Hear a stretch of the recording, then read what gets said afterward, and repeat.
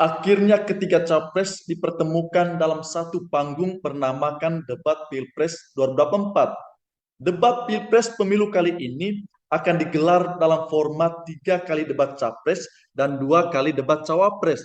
Debat pertama untuk capres meliputi tema tentang pemerintahan, hukum, hak asasi manusia, pemberantasan korupsi, penguatan demokrasi, peningkatan pelayanan publik, dan kerukunan warga. Kali ini, Matanera akan mengulas secara tajam soal isu pelanggaran hak asasi manusia dari ketiga capres. Secara keseluruhan, Matanera menilai dari visi misi dan gagasan yang diusung oleh ketiga paslon. Sepertinya kurang mempertimbangkan penegakan dan keadilan hak asasi manusia atau HAM.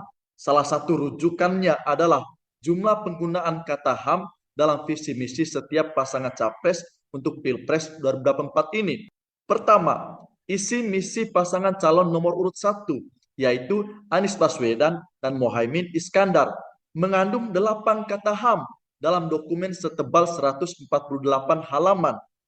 Kemudian, dalam dokumen visi misi paslon nomor urut 2, Prabowo Subianto dan Gibran Rakabuming Raka, terdapat 7 kata HAM dalam dokumen sebanyak 88 halaman.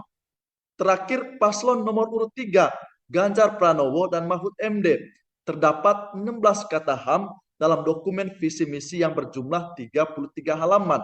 Selain soal isi visi misi pasangan capres kita, Matanera juga akan menyajikan rekam jejak masing-masing kandidat terkait dengan pelanggaran HAM yang diduga masing-masing mereka lakukan.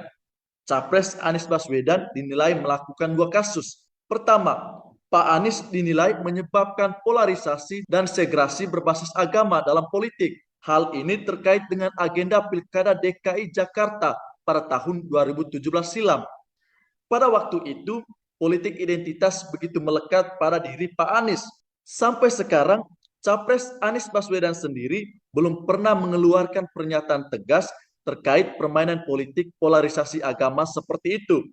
Hal ini ketika tidak bisa dijawab oleh Capres Anies Baswedan, bisa jadi mungkin cara serupa untuk melakukan polarisasi dan segregasi berbasis agama dan berbasis mayoritas itu akan dilakukan kembali.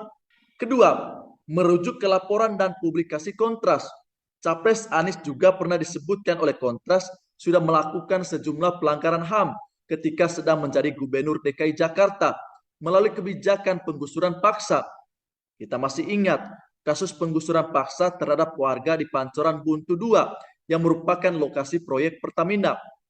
Pak Anies terlibat dalam penggusuran paksa terhadap warga di sana karena telah melakukan pembiaran atas tindakan korporasi yang melaksanakan penggusuran.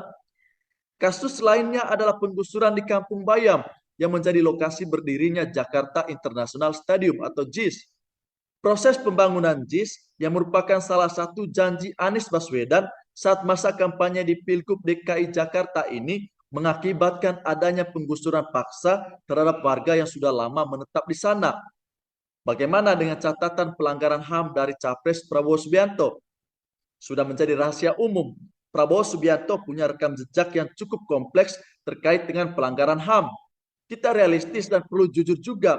Isu HAM seringkali digunakan setiap kali Prabowo maju pemilu. Ada banyak kasus pelanggaran HAM berat yang diduga melibatkan Pak Prabowo. Soal kasus tersebut, sahabat Matanera bisa dalami dan baca sendiri. Namun, sekali lagi, isu HAM seringkali akan muncul dalam setiap momentum Pak Prabowo mengikuti pemilu.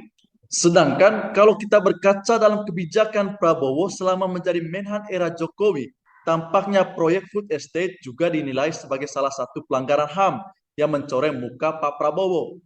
Pasalnya, proyek strategis nasional ini bukan hanya mengalami sejumlah kegagalan dalam 3 tahun terakhir. Pembentukannya pun bermasalah dan melanggar HAM, terutama soal pembebasan lahan yang tentunya menyebabkan terjadinya penggusuran paksa terhadap masyarakat setempat. Selain itu, dalam dokumen visi misi Prabowo Subianto dan Gibran tidak ditemukan adanya poin yang menunjukkan kalau Prabowo Gibran akan serius mengupayakan penyelesaian HAM berat masa lalu. Lantas, bagaimana dengan keseriusan pasangan nomor urut 3, Ganjar Pranowo dan Mahfud MD soal HAM? Mantan Gubernur Jawa Tengah Pak Ganjar Pranowo memiliki beberapa sejarah pelanggaran hak asasi manusia, terutama terkait konflik agraria. Ada dua kasus yang hingga kini masih melekat pada nama Capres Ganjar.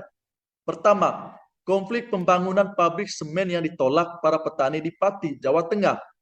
Kasus ini sudah terjadi sejak tahun 2015 dan hingga kini belum selesai. Dari berbagai media kita bisa baca bahwasannya Pak Ganjar sebagai gubernur waktu itu menerbitkan AMDAL setelah ada putusan tata usaha negara yang mencabut AMDAL PT Semen Gresik. Konflik kedua adalah kasus di Desa Wadas, Purworejo. Konflik yang diprakarsai dengan rencana pembangunan tambang andesit dan pembangunan waduk pada tahun 2019 ini masih menjadi isu sensitif bagi Pak Ganjar sampai sekarang. Ada banyak orang, terutama pendukung Ganjar, yang mengatakan bahwa proyek di Desa Wadas itu merupakan program strategis nasional. Yang mesti mengurus itu adalah pemerintah pusat. Ya, bolehlah alasan seperti itu. Tetapi bagaimana kewenangan beliau sebagai gubernur? Siapa capres yang akan sahabat Mata Merah pilih dalam Pilpres 2024? Pak Anies Baswedan, Pak Prabowo, atau Pak Ganjar? Kalau saya sih pilih pasangan X. Kita akan berjumpa kembali dalam edisi berikutnya.